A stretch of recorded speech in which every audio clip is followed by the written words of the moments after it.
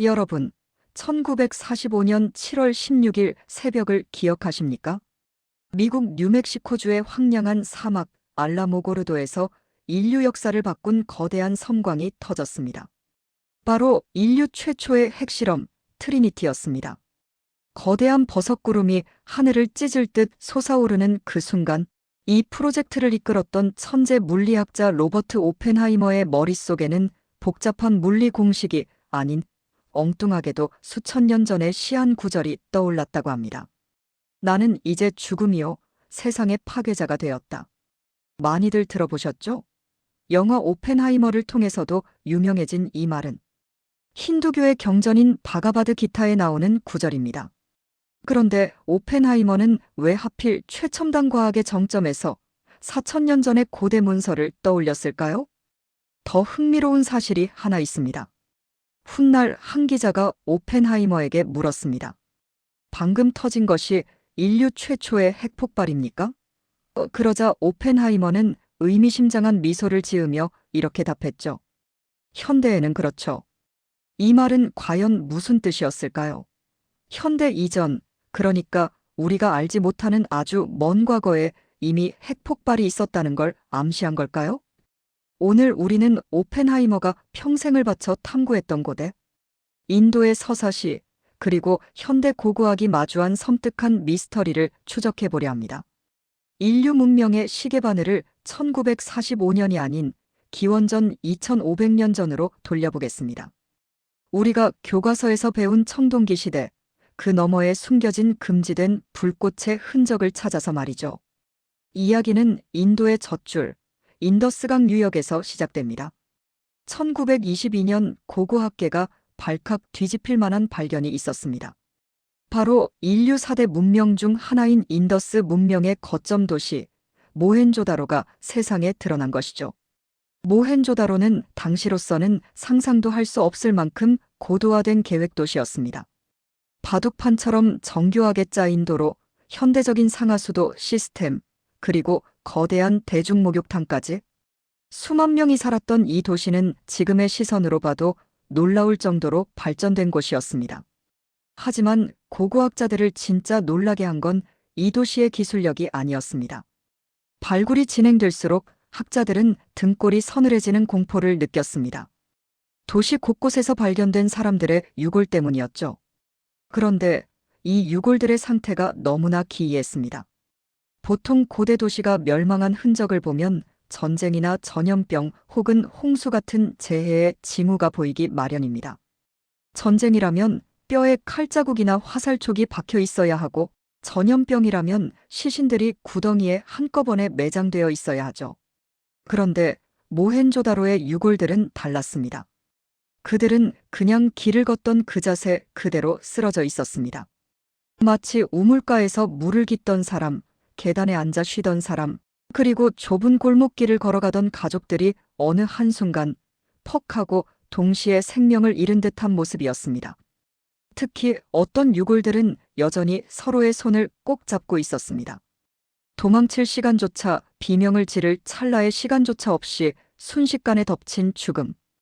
과연 무엇이 수만 명의 사람들을 1초 만에 증발시키듯 죽일 수 있었을까요? 여기서 첫 번째 미스터리가 등장합니다. 바로 이 유골들에서 검출된 충격적인 수치입니다.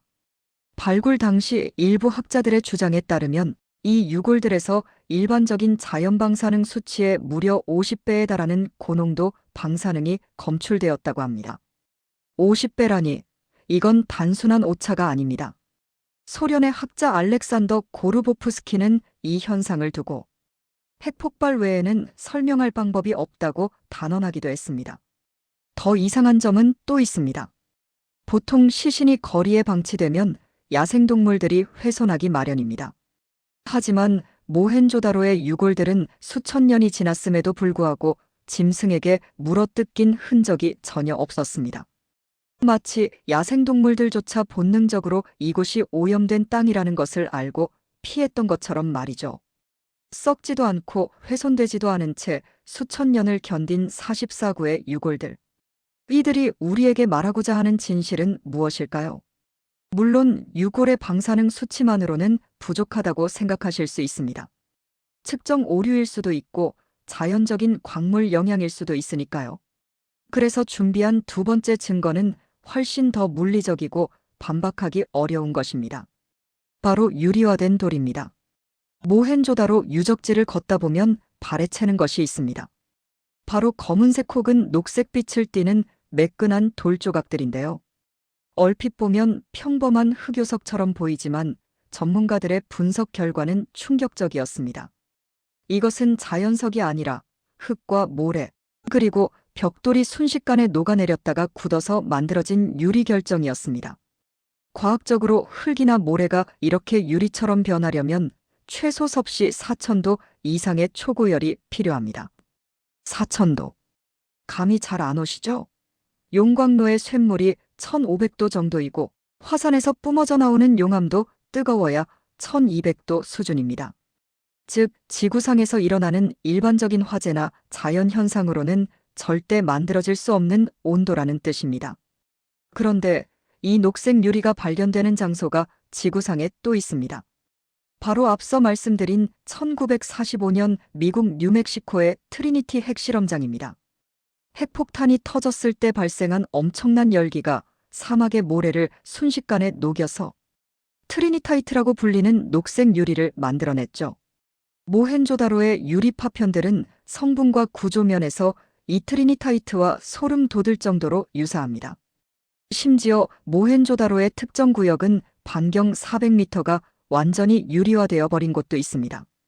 현지 사람들은 이곳을 유리마을이라고 부르며 불길하게 여겨 접근조차 하지 않죠. 고고학자들은 이곳에서 발견된 토기들이 고열에 녹아 서로 엉겨붙고 벽돌이 엿가락처럼 휘어진 모습을 확인했습니다. 단순한 화재였다면 검게 그을리기만 했을 텐데 어떻게 돌이 녹아내릴 정도의 열기가 발생했을까요? 4000년 전 인류가 용광로보다 3배나 더 뜨거운 불을 다룰 수 있었을까요? 아니면 하늘에서 떨어진 무언가가 이 도시를 태워버린 걸까요? 이쯤 되면 에이 설마 하시는 분들도 계실 겁니다. 그냥 운석이 떨어졌거나 대규모 화산 폭발이 있었던 건 아닐까요? 하지만 세 번째 증거를 듣고 나면 그 생각은 완전히 바뀌게 될 겁니다. 바로 인도의 고대 대서사시 마하바라타에 기록된 내용 때문입니다. 마하바라타는 기원전 10세기 이전에 쓰인 것으로 추정되는 방대한 기록입니다. 신들과 영웅들의 전쟁을 다루고 있어서 흔히 신화로 취급받죠. 하지만 이 책에 묘사된 특정 무기에 대한 기록은 현대의 군사. 전문가들이 봐도 혀를 내두를 정도로 구체적이고 사실적입니다. 제가 지금부터 그 내용을 현대어로 풀어서 읽어드릴 테니 어떤 무기가 떠오르는지 한번 상상해 보시기 바랍니다. 그것은 단 한 발의 투사체였다. 하지만 그 안에는 우주의 모든 힘이 담겨 있었다. 태양 1만 개를 합친 것보다 더 눈부신 기둥이 솟아올랐고 그 연기와 불꽃은 천지개벽을 하는 것 같았다. 어떻습니까? 마치 핵폭발의 버섯구름을 묘사한 것 같지 않나요? 기록은 여기서 멈추지 않습니다. 폭발 이후의 상황 묘사는 더욱 소름 끼칩니다. 시신들은 너무나 심하게 타서 누군지 알아볼 수조차 없었다.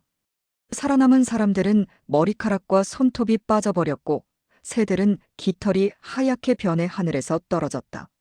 모든 음식은 독으로 오염되었으며 병사들은 갑옷을 벗어 던지고 물에 뛰어들어 몸을 씻어야 했다.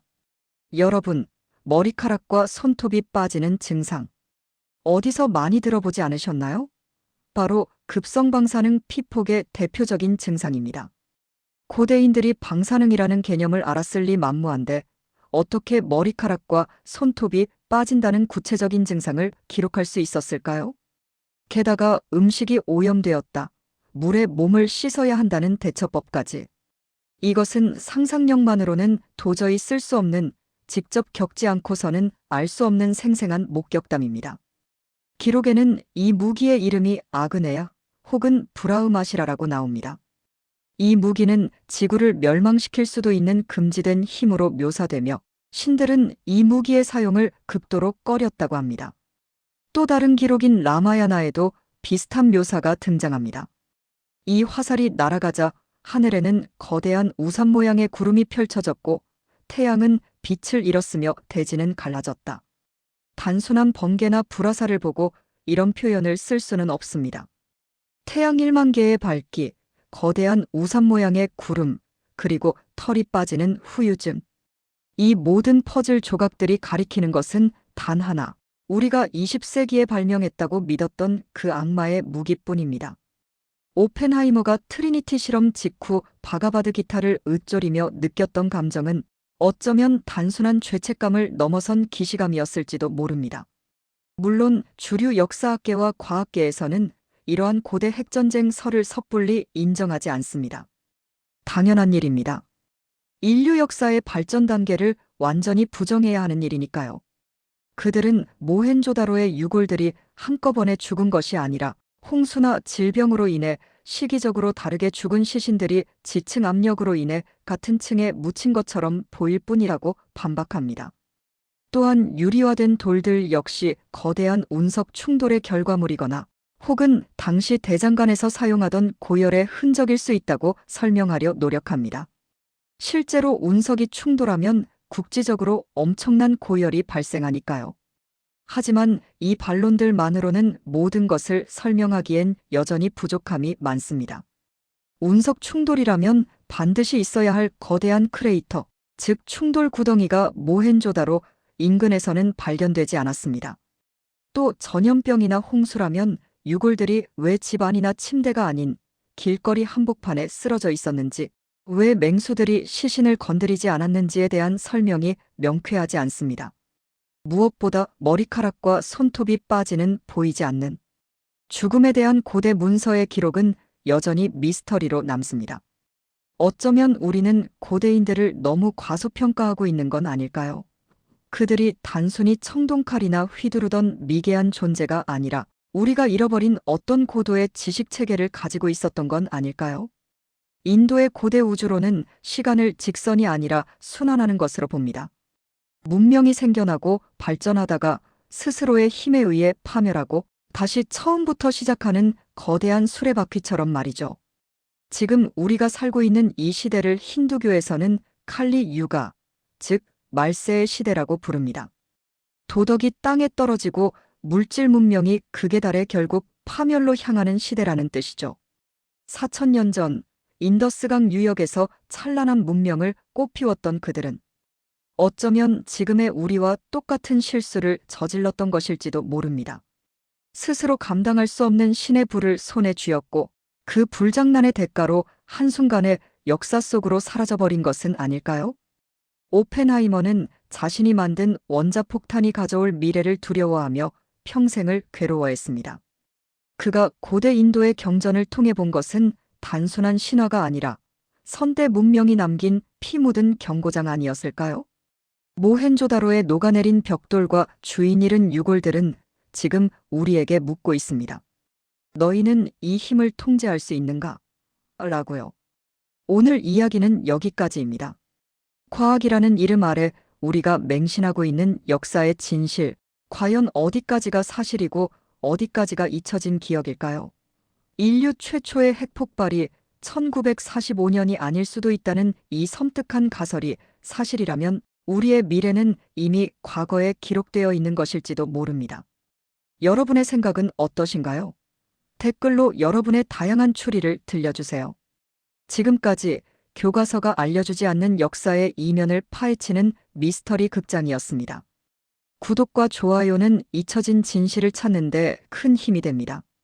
감사합니다.